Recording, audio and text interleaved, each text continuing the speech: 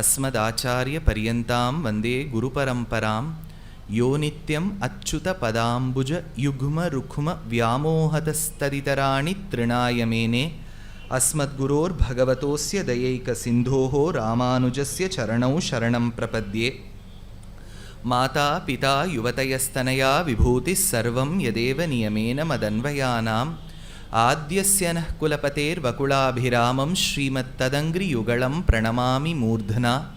भूतं सरश्च महदाह्वय भट्टनाथ श्रीभक्तिसार कुलशेखर योगिवाहान् भक्ताङ्घ्रिरेणु परकाल यतीन्द्रमिश्रान् श्रीमत्पराङ्कुशमुनिं प्रणतोऽस्मि नित्यम्। नारायणं नमस्कृत्य नरं चैव नरोत्तमं देवीं सरस्वतीं व्यासं ततो जयम् उदीरयेत्। व्यासं वसिष्ठनप्तारं शक्तेः पौत्रम् अकल्मषं पराशरात्मजं वन्दे शुकतातं तपोनिधिं। व्यासाय विष्णुरूपाय व्यासरूपाय विष्णवे नमो वै ब्रह्मनिधये वासिष्ठाय नमो नमः। நீடாழி புலகத்து மறைநாளோடு ஐந்தென்று நிலை நிற்கவே வாடாத தவ வாய்மை முனிராசன் மாபாரதம் சொன்ன நாள் ஏடாக மாமேரு வெற்பாக அங்கூரெழுத்தாணி தன் கோடாக எழுத்தும்பிரானை பணித்தன்பு கூர்வாமரோ யோகோஷதம் கனகஸ்ருங்கமயம் ததாதி विप्राय वेदविदुषे च बहुश्रुताय पुण्यांश्च भारतकथां शृणुयांश्च नित्यं तुल्यं भवति तस्य च तस्य चैव। 100 பால் சுரக்கக்கூடிய ஆச்சரியமான பசுக்களை கொம்புகளில் ஆணி பொன்னால் செய்யப்பட்ட கொப்பிகளோடு 100 பசுக்களை ஒரு கற்றவனுக்கு தானம் செய்தால் என்ன புண்ணியம் கிடைக்குமோ அவ்வளவு புண்ணியம், ஏன் அதை விட கொஞ்சம் மேலாவே கிடைக்கும். ஸ்ரீ மகாபாரதத்தின் ஒரு வரியை கேட்டால் கூட அப்பேற்பட்ட ஸ்ரீ மகாபாரதத்தில் பூர்வ சரித்திரத்தில் நம்ம அனுபவித்தது வியாச பகவான் யார் சுருக்கமாக பார்த்தோம். வியாசருக்கு என்ன பெருமை, பாரதத்துக்கு என்ன பெருமை, 5வது வேதம்னு பாரதத்தை சொல்கிறாளே அப்பேற்பட்ட பஞ்சமோ வேதமான அந்த 5வது வேதமாய் கொண்டாடப்படக்கூடிய ஸ்ரீ மகாபாரதத்தில் 5 ரத்னங்கள். அதுதான் ஸ்ரீ விஷ்ணு சஹஸ்ரநாமம், பகவத்கீதை, விதுரநீதி, யக்ஷப் பிரஷ்னம், சனத் சுஜாத்தியம். 5 ரத்னங்களை உட்கொண்ட 5வது வேதம்னு கொண்டாடப்படுகின்ற ஸ்ரீ மகாபாரதத்தில் வியாசரின் பெருமை. வியாசர் எழுதணும்னு நினைச்சார், ஆனால் லேखकன் வேணுமா இருந்தது. He wanted a suitable scribe, steno மாதிரி. அதுக்கு பிரம்மாவை பிரார்த்தனை செய்ய பிரம்மாவும் மேலோட்டமாக ஆசிரமாதி வர்ணாசிரமங்களை ஒரு க்ளூவாக வச்சுட்டு போக அதை எழுத்தாணியாக கொண்டு கணபதி கணநாயகனான பிள்ளையாரை கொண்டு எழுத ஆரம்பித்தார். இவா 2 பேருக்கும் நடந்த அந்த ஆச்சரியமான வார்த்தாலாபத்தில் நான் எழுதுவதை நிறுத்தக்கூடாதுன்னார். அதுக்கு அவள் சொன்னார், நீ எழுதுறதெல்லாம் புரிஞ்சு எழுதணும்னார். அப்பேற்பட்ட 2 வைதுஷ்ய பூர்த்தி நிறைஞ்ச பெரியவாள்லாம் எழுதி ஸ்ரீ மகாபாரதம் கிட்டித்து. அப்பேற்பட்ட ஸ்ரீ மகாபாரதத்துக்கு ஜெய அப்படின்னு பேர் காவியத்துக்கு. அதுக்கே எண்ணிக்கையை வச்சு 81 திருப்பி போட்டால் 18, ஏன்னா எல்லாமே பாரதத்தில் 18ன்னு பார்த்தோம். நேற்று எதெல்லாம் 18 பர்வாக்கள், 18 அத்தியாயங்கள் பகவத்கீதை, 18 நாள் யுத்தம் நடந்தது மகாபாரதம்.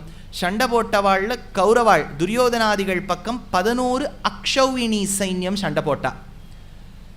பாண்டவாள் பக்கம் 7 அக்ஷௌகிணி சண்டை போட்டா. 11 7 18 அக்ஷௌகிணி ஆயிடுதா. இதில் இன்னொரு கணக்கு சொல்கிறேன்னு உங்ககிட்ட நேற்று சத்தியம் பண்ணேன். அது என்னன்னு சொல்லிடுறேன். சுவாமி நீங்கள் ரொம்ப கணக்காக சொல்கிறேன், நோட்டை தான் எண்ண முடியாது, இப்போ இதையாவது எண்ணிக்கலாம். அதனால் ஒரு பட்டி அப்படிங்கிறது உங்கள் ஊரில் அந்த வார்த்தை சொல்லப்படாது, ஆனால் இது சம்ஸ்கிருதத்தில் இருக்கக்கூடிய பட்டி அப்படின்னு ஒரு வார்த்தை. அரட்டா போட்டு முழுட்டா போடணும். இது வந்து ஒரு யூனிட். இப்போ நம்ம படிக்கிற காலத்தில் பெரியவாள்லாம் இருக்கேள், உங்களுக்கு தெரியாதது இல்லை, இவ்வளவு மில்லிமீட்டர்ஸ் மேக் 1 சென்டிமீட்டர், இவ்வளவு சென்டிமீட்டர்ஸ் மேக் 1 மீட்டர், இவ்வளோ மீட்டர்ஸ் மேக் 1 கிலோமீட்டர். இது வந்து லென்த்தில் பார்ப்போம். அளவில் பார்த்தேன்னா இவ்வளவு litre, milli litre, deci litre அப்படின்னு பார்ப்போம். இப்போது எக்ஸ்பெரிமெண்ட், இப்போ ரசாயன கல்வி படிக்கிறவாள்லாம் நார்மாலிட்டின்னு ஒன்று பார்ப்பா. நார்மாலிட்டி, மொலாலிட்டி அப்படின்னு சொல்லிட்டு 3 விஷயங்கள் பார்ப்பா. அந்த மாதிரி அந்த காலத்தில் ஒரு சைன்யத்தை எண்ணும்போது ஒரு கணக்கு உண்டு. ஒரு பட்டிங்கிறது ஒரு ரதம், சேரியட், ஒரு ரதம், ஒரு யானை, 5 சைனிகர்கள், 5 சோல்ஜர்ஸ், 3 குதிரைகள். அதனால் ஒரு ரதம், ரதத்துக்கு முன்னாடி 3 குதிரையை கட்டி வச்சிருப்பா, மேலே ஒருத்தர் ரதி இருப்பார், முன்னாடி சாரதி ஒருத்தர் இருப்பார். சாரதியை இந்த ஒர்க் ஃபோர்ஸில் சேர்க்க மாட்டான், அவர் வந்து ஆட்ஹாக், யாரை வேணாலும் அப்பப்போ நீங்கள் ஃபோன் பண்ணி அன்னைக்கு சேரியட்டரை மாற்றிக்கலாம். 5 சைனிகர்களில் ஒருத்தர் ரதி பின்னாடி இருப்பார், 2 பேர் இந்த பக்கம் ரதத்தோடு நடந்து வருவா, இந்த பக்கம் 2 பேர் ரதத்தோடு நடந்து வருவா. 2 பேர் இந்த பக்கம் நடக்க, இந்த பக்கம் 2 பேர் நடக்க, ரதி ஒருவர் இருக்க, 5 பேர். முன்னாடி 3 குதிரையை பிடிக்கிறதுக்கு சாரதி, அதுக்கு முன்னாடி நடக்கக்கூடியது ஒரு யானை. அதனால் பார்த்தேன்னா ஒரு ரதம், 5 சைனிகர்கள், 3 குதிரை, ஒரு யானை, இது சேர்த்தா ஒரு பட்டி. இந்த மாதிரி 3 பட்டிகள் சேர்ந்தால் ஒரு சேனாமுகம், 3 சேனாமுகங்கள் சேர்ந்தால் ஒரு குல்மம், 3 குல்மங்கள் சேர்ந்தால் ஒரு கணம், 3 கணங்கள் சேர்ந்தால் ஒரு வாகினி, 3 வாகினிகள் சேர்ந்தால் ஒரு பிரித்தனை, 3 பிரித்தனைகள் சேர்ந்தால் ஒரு சமு, 3 சமுக்கள் சேர்ந்தால் ஒரு அனீகினி, 10 அனீகினி சேர்ந்தால் ஒரு அக்ஷௌகினி அப்படின்னு ஒரு கணக்கு வச்சுருக்கா. ஸோ மறுபடியும் சொல்லுங்கன்னா என்னைக்கே தெரியாது, பார்த்தா தான் சொல்ல முடியும். அதனால் ஆயிடுதா. இப்போ ஒரு அக்ஷௌகினியில் இப்போ நீங்கள் மல்டிப்ளை பண்ணிக்கோங்க, 3 3 3 3 3ன்னு சொல்லிகிட்டே வந்தேன் இல்லையா. இப்போ எல்லாத்தோடையும் மல்டிப்ளை பண்ணால் என்ன வருதுன்னா, ஒரு ரத்தத்தில் ஆரம்பித்தோமா, இப்போ நீங்கள் ஒரு அக்ஷௌகினிக்கு வந்துட்டேன்னா 21,870 ரத்தங்கள், 21,870 சாரியட்ஸ் ஆயிடுதா. அப்படின்னா எவ்வளவு யானைகள்? அவ்வளோ யானைகள் தான். ஏன்னா ஒரு ரத்தத்துக்கு ஒரு யானை தானே முன்னாடி போகும். அதனால் 21,870 யானைகள். இதில் 3 மடங்கு இருக்கும் உங்களுக்கு குதிரை. குதிரை எவ்வளோ இருக்குது பாருங்க, 65,610. சைனிகர்கள் 5 மடங்கு இருப்பா, 1,09,350 சைனிகர்கள். இது ஒரு அக்ஷௌகினி. இந்த மாதிரி நீங்கள் வந்து 11 அக்ஷௌகினியை கணக்கு வச்சுட்டேன்னா அவ்வளவு பேர் கௌரவாளில் சண்டை போட்டிருக்கா.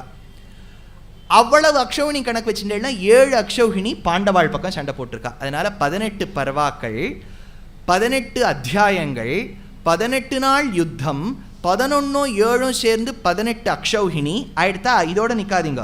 இப்போ நான் இந்த ரத்தங்கள் எவ்வளவுன்னு சொன்னேன், 21,870. இதில் ஒன்னொன்னுத்தையும் ஆட் பண்ணுங்க. 2 + 1 + 8 + 7 + 0 18 வரும். நீங்கள் வந்து குதிரையை ஆட் பண்ணலன்னா மறுபடியும் 18 வரும். நீங்கள் பாருங்கள், குதிரை வந்து 6 + 5 11, 11 + 6 17, 17 + 1 18, 18 + 0 18, திருப்பி 18 வரும். எதை தொட்டாலும் 18 வரும். அதனால தான் ஜெயன்னு பேர். எவ்வளவு ஒரு கணிதத்தில் அவர் ப்ராம்ப்டாக இருந்தார்னா இப்படி எழுதி வச்சிருப்பார். அப்பேற்பட்ட ஸ்ரீ மகாபாரதத்தில் நேற்று நம்ம அந்த கணக்கெல்லாம் பார்த்துட்டு முதல்ல அனுபவிச்சது, ஜனமேஜயன் என்கின்ற ராஜா ஒரு வேள்வி நடத்தணும், ஒரு யஜ்யம் பண்ணணும்னு வைக்கச்ச, சரமானு சொல்லக்கூடிய ஒரு தேவலோகத்து நாயின் குழந்தை கிட்ட அபச்சாரப்பட அவளும் சாபம் கொடுக்குறா. நீ எதை வச்சுன்னு இந்த யஜ்யம் நடக்கணும்னு வைக்கிறியோ அது நடக்காது, சாபம் கொடுத்துட்றா. இது ஒன்றும். ரெண்டாவது, தௌமியர்னு ஒரு ரிஷி, அவருக்கு 3 சிஷ்யர்கள், உத்தாலகாருணி, உபமன்யு, வேதன். அவன் 3 பேருக்கு ஆச்சாரியன் கிட்ட இருந்த பிரதிபக்தியை பார்த்தோம். 3வது சிஷ்யனான வேதனுக்கு ஒரு சிஷ்யன் உத்தங்கன். அந்த பௌஷ்யன்கிற ராஜாவுடைய பத்னியான ராணி கிட்டேந்து தோடுகள் வாங்கணும்னு போகிறான். அதை எடுத்துட்டு வர சமயத்தில் தக்ஷகன் எடுத்துன்னு போயிடுறான். நாகலோகத்துக்கு போய் பிரார்த்தனை பண்ணுறான். ஒன்றும் அசரதா இல்லை. முன்னாடியே பர்ஜன்ய தேவதையும் இந்திரனும் ஒரு காளை மீது வந்து அருள் புரிந்ததால் அவனால் அந்த தடாகங்களை மீட்க முடியறது. மீட்டுண்டு தன்னுடைய குரு பத்னி கிட்ட போய் கொடுத்துட்டு இந்த தக்ஷகனுக்கு ஒரு வழி பண்ணணும்னு போறார் ஜனமேஜயனின் அரண்மனைக்கு. ஜனமேஜயன் பரீட்சித்தின் பிள்ளை, அபிமன்யுவின் பேரன். அர்ஜுனனின் கொள்ளு பேரன், பாண்டுவின் எள்ளு பேரன். புரியுறதா? இப்போ வியாசம் வசிஷ்ட நப்தாரம் மாதிரி வசிஷ்டருடைய கொள்பேரன்னு பார்க்குற மாதிரி இவரது ஒரு பரம்பரை. ஜனமேஜயனுக்கு பி ஜனமேஜயன்னு பேர். ஆனால் பரீட்சித்தான பி அவர் பார்த்ததே இல்லை.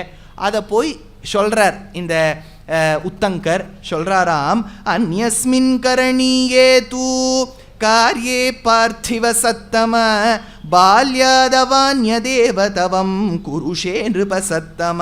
சின்ன குழந்தை மாதிரி ராஜ்யம் பண்ணிட்டு இருக்கியடா. ஒரு சின்ன குழந்தை ராஜ்யம் பண்ணித்தானே, அதுக்கு என்ன பண்ணுறது, யாரை கேட்கறது ஒன்றுமே தெரியாது. நீ விசாரணை கூட பண்ண மாட்டியா? Wouldn't you question? எங்கள் அப்பா போயிட்டாரே, எதனால் போயிட்டாருன்னு ஒரு வாட்டியாவது கேட்டிருக்கியா? தக்ஷகேன மஹீந்திரேந்திர ஏனம் தே ஹிம்சித பித தஸ்மை பிரதி குருஷ்வத்வம் பன்னகாய துராத்மனே. உங்கள் அப்பா போனதுக்கு காரணம் யார் தெரியுமா? தக்ஷகன் என்கின்ற கொடிய பாம்பு கடிச்சுட்டு போயிட்டாருடா உங்கள் அப்பா. அது கூட உனக்கு தெரியாமல் இருந்துருக்கியே. Ignorance is not always bliss. ஒன்றுமே தெரியாமல் இருக்கிறது பகவான் கொடுத்த ஆசீர்வாதம்னு வச்சுக்காத.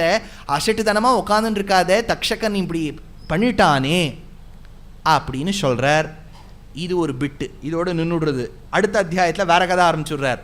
இது வியாசருடைய ஸ்டைலே ஒரு தனி வழி. வால்மீகி ஆதி கவி, ஆதி காவியம்னு பேர் ஸ்ரீமத் ராமாயணத்துக்கு. அவருக்கு குறிக்கோள் முக்கியமாக ராமரை பற்றி மட்டும் சொல்கிறது.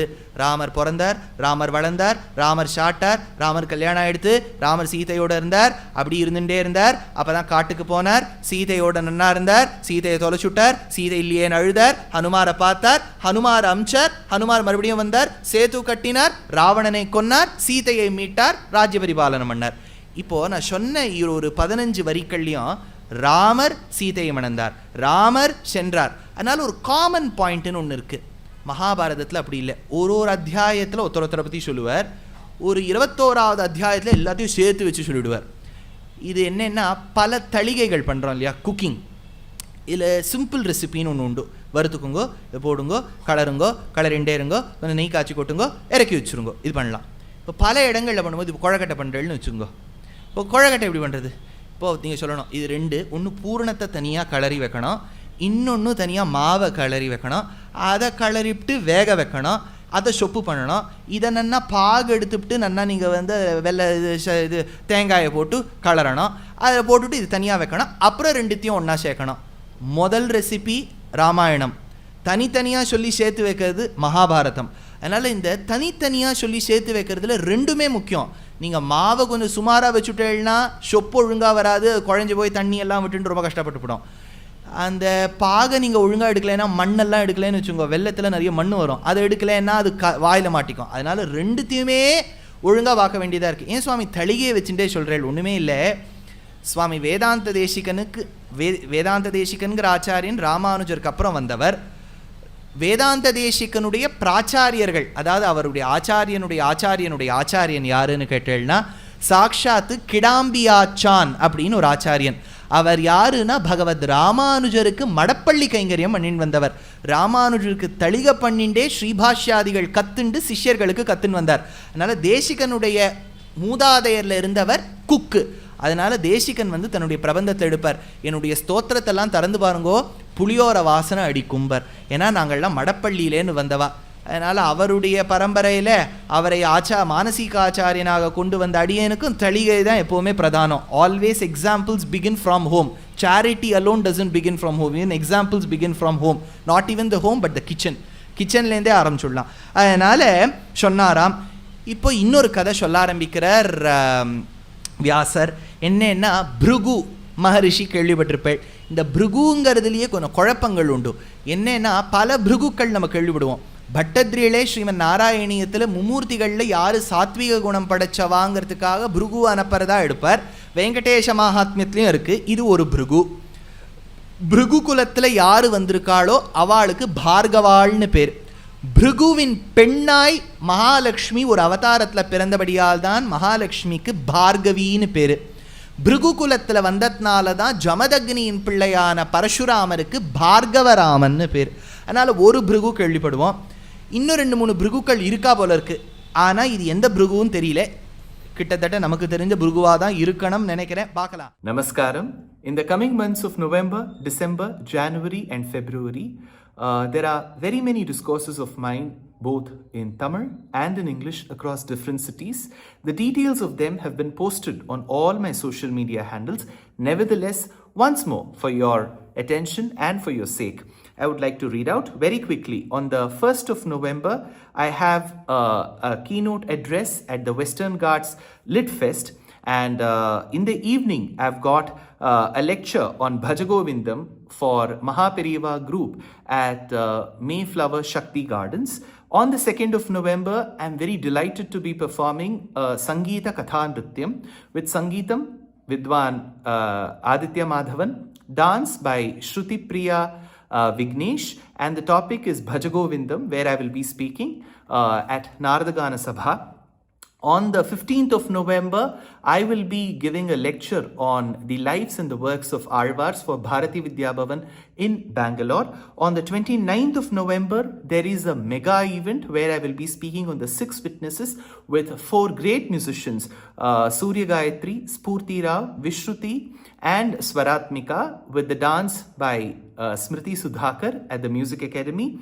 30th of November, I will be speaking on Guru Guhananda in English, the contributions made by Mudduswami Dikshita at the Bengaluru Gayana Samaja. On the 5th of December at Hosur, Dasappa Kalyana Mantapam, I'll be talking on Bhajagovindam. On the 6th of December at Sri Yadugiri Yatiraja Matha in Malleshwaram, Bangalore on Sri Krishna Leela. On the 10th of December for Margari Maha Utsavam, the topic will be Pasurapadi Ramayanam with Anahita and Apurva. 11th of December at Bharati Vidya Bhavan, Ramanuja Charitram, a Harikatha with Anahita and Apurva. On the 12th of December, it's a closed door event for the Rotary Club of Madras East. 13th of December with Kiran and Nivi, it's a Harikatha on Kulashekar Alvar Vaibhavam at RK Convention Center in Mylapore. 14th of December, Shastra Satsang Vadapalani. Being the Narayaniyam day, it's a special lecture on Narayaniyam Enum Wonder.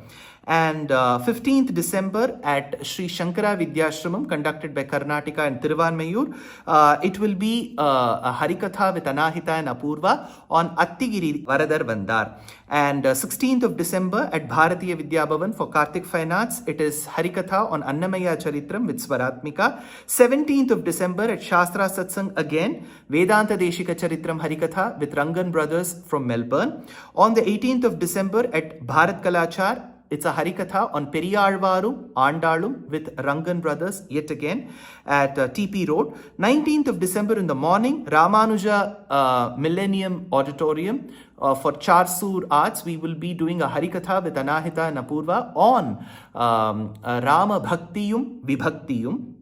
Followed by that, on the 19th of December at Karnataka Sangha School for Anusham Arts Academy, it will be a Harikatha on Ramanatakam of Arunachala Kavi with Swaratmika. And on the 20th of December in the morning for Parthasarathi Swami Sabha at Vidya Bharati Kalyana Mantapam, it will be Upanyasam on Shatpadiyum, Saptapadiyum. And 20th of December evening, Naradagana Sabha, it is a beautiful Harikatha on Nari Shakti, Stri Shakti with Anahita and Apurva.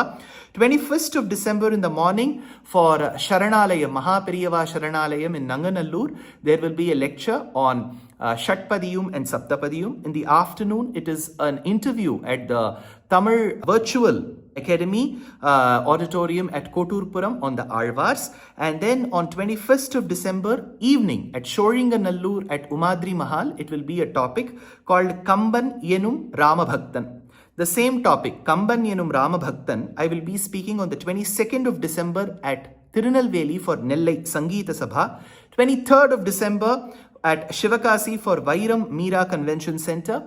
On the 24th of December for Setupati School in Madurai, the same topic. And on the 30th of December, tentatively I am to speak on the importance of Nutyattu Divyadesham on the Vaikuntha Ekadashi Eve for PGP Auditorium in Singapore. On the 31st of December, it is for Tamil Isai Mandram in Georgetown. I will be speaking on Tiruppugadil Ramayanam. And coming to the month of January, on the 17th of Jan, I will be speaking on Narayaniyam Enum Wonder for Shanmukhananda in Mumbai. On the 18th of December, it is our grand production called Agre Pashyami at the very same premises. On 1st of February, I am to participate and speak at the Jain University Summit in Kochi. And 13th of February, it will be a special lecture for Shivaratri for Odakattur Mutt, which will be organized by Ramakrishna Bhajana Sabha. On the 22nd of February, for the first time, I am going to be a part of Mayuram Bhajanotsavam in the very, very famous and very close to heart Mayavaram. So that is the program for now. I know it's too many programs. All this has been put in the form of poster. Please do participate wherever you can. Namaskar.